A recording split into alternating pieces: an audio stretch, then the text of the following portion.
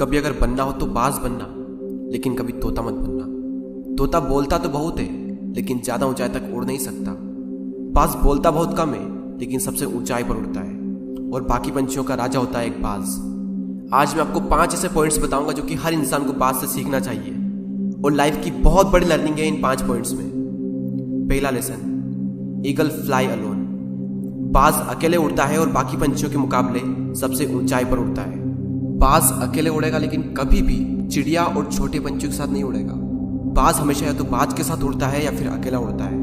और इस समय यह सीख मिलती है कि छोटी सोच वाले लोगों से हमेशा दूर रहें और अकेले रहो, क्योंकि यही वो समय है जब खुद को जानने का असली मौका मिलता है।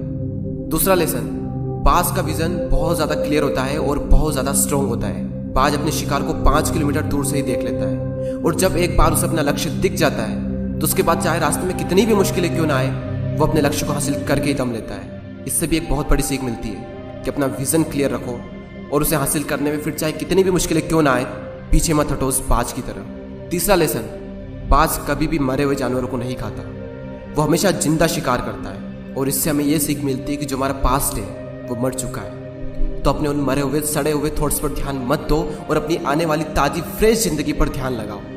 अपने पास्ट की पुरानी यादें जो तुम्हें तंग करती है उन्हें वहीं रहने दो जहां पर उसकी जगह है, और तुम्हारे पास्ट की जगह है तुम्हारे पास्ट में, उसे वर्तमान में जगह मत दो।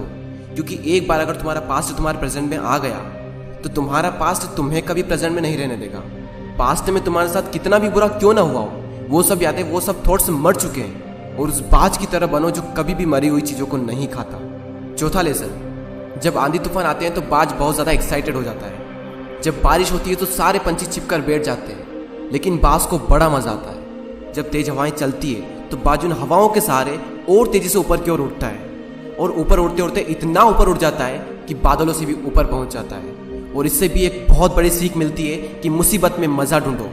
और नेपोलियन हिल ने एक बार कहा था कि हर बड़ी चुनौती अपने साथ में एक बहुत बड़ा अवसर लेकर आती है। तो उस बाज की तरह तुम भी अपने अवसर को पहचानो, और जिस दिन तुमने अवसरों को पहचान लिया तो सारी मुश्किलें तुम्हारे नीचे होगी और तुम उन मुश्किलों के ऊपर होगे। फिफ्थ लेसन, बाज अपने घोंसलों में से सॉफ्ट घास को हमेशा निकाल देता है, ताकि बाज का जो बच्चा होता है वो उसमें कंफर्टेबल ना हो सके।